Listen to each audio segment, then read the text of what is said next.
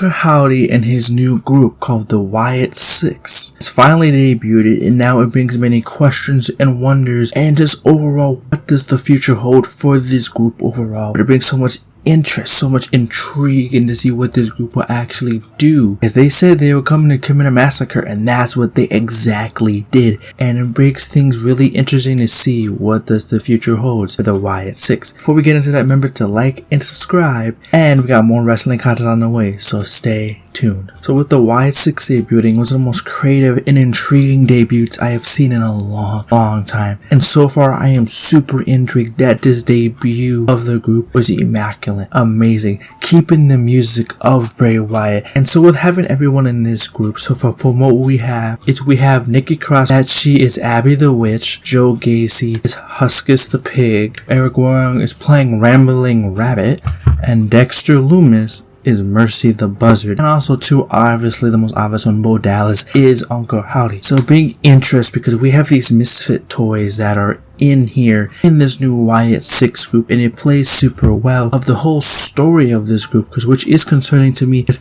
how would this group look in the 3 to 4 to 6 months from now, because you have this group of people who never really got a big shot in WWE. They're not big time players in the WWE, kind of forgotten, lost souls. But that also makes it interesting too, because there's a group of this is what the group has been based around, of people who weren't accepted by WWE, people who were forgotten. Uncle Howdy brought them back in as a family, brought them together, didn't try to change who they are, accepted them for who they are. The whole thing was about family. So this what brings it interesting, because I feel like this group can succeed. So I have high hopes for this group in general. And of course, with this group finally showing their presence, debuting themselves, they kept it real. They said they're coming to massacre, and you've been warned, and that's what they did. They took out security guards, taking out everyone in Gorilla, even taking out Chad Gable, who's possibly killed at this moment. If they took out Chad Gable, I don't think they took out Gunther or Braun Strowman. That didn't make sense, but confirm that was actually taken out was Chad Gable. And that also too is that too, it was kind of rumored or theorized from what the clues that we got from the Carol Courts that Chad Gable was one of the people that they were taking out. And it's kind of interesting because it's like Chad Gable has had a rough couple days as a wrestler, man. First losing your IC title match, then you losing the Braun Strowman,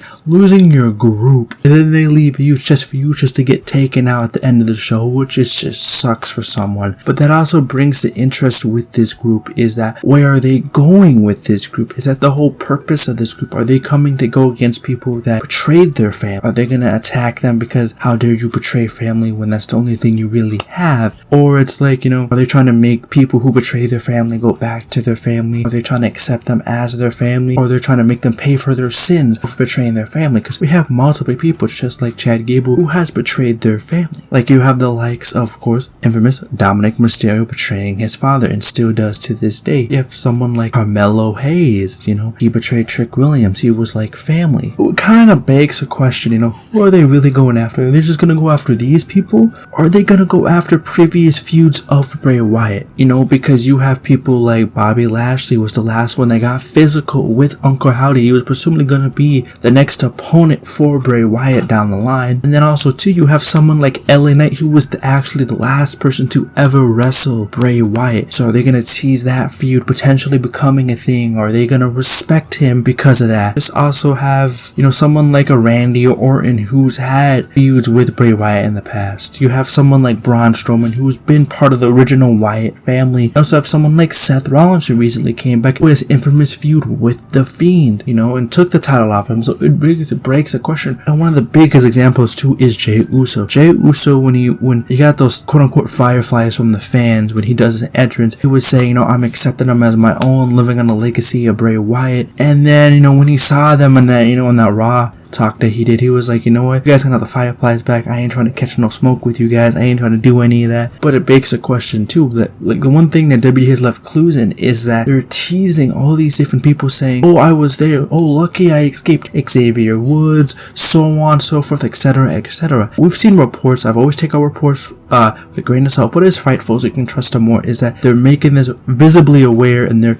teasing that certain people have been talking about, some people hasn't about it, which could affect, and they said this group is going to affect certain storylines, not all of them, but certain storylines. You know, I wonder too, are they gonna go to NXT? Are they gonna go to SmackDown? Because if they go to NXT, there's one perfect person, like for Joe Gacy, you know, his former Schism member Ava Raine is now the general manager. Are they gonna somehow tease that with the storyline with her because they used to be family? I don't know about that one. There's just all many different speculations, possibilities, different stories they can be in. But the alarming factor is Alexa Bliss. And the reason why Alexa Bliss is because there's a 6th spot, because they're called the Wyatt Six and there's only 5. The thing about this group that makes it intriguing and interesting is that with the presence of Alexa Bliss there, is that when she eventually comes back, which we don't know when just yet, that she has to have some part of this group. Either if she's with it or without this group, she has to have some sort of storyline with this group. But it makes you wonder, was she gonna be the 6th member? Somehow maybe she isn't, and the 6 spots left for the spirit of Bray Wyatt, which I think is very cool, because technically if you go back to all the clues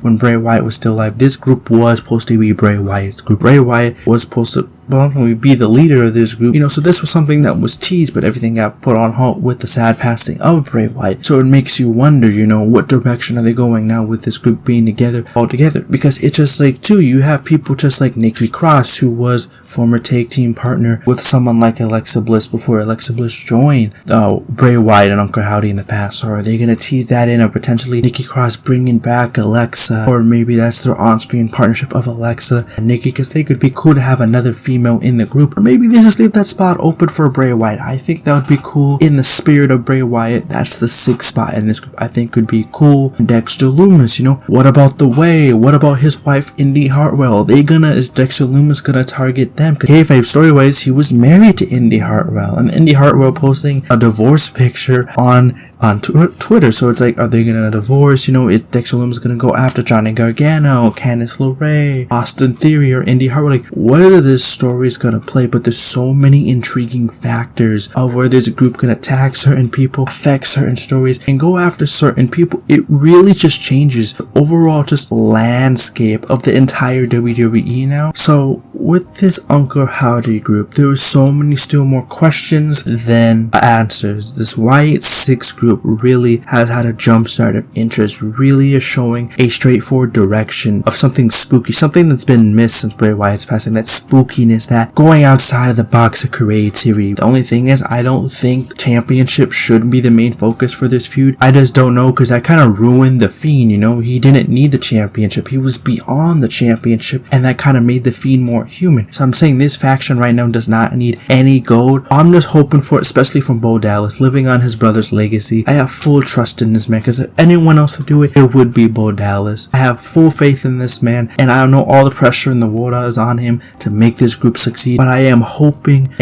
with all the prayers that this group succeeds and it works out for this man. So overall, I am so creatively just intrigued to see what type of stories, what type of theories is overall what the WWE does with this new Wyatt Six faction. I am so just interested to see what they will look by at the end of this year, what stories will they have done, what will happen with this group. I am so interested, I'm so invested, and I cannot wait to see what happened next for the Wyatt Six. So let me know down in the comments, what are your thoughts and opinions on the Wyatt Six? Are you interested? Are you invested into it? Just let me know your overall thoughts. But we have to wait and see what happens. The Wyatt Six. Remember to hit the like and subscribe button, and I will see you all in the next one. So go, bye bye, shoot, bye bye.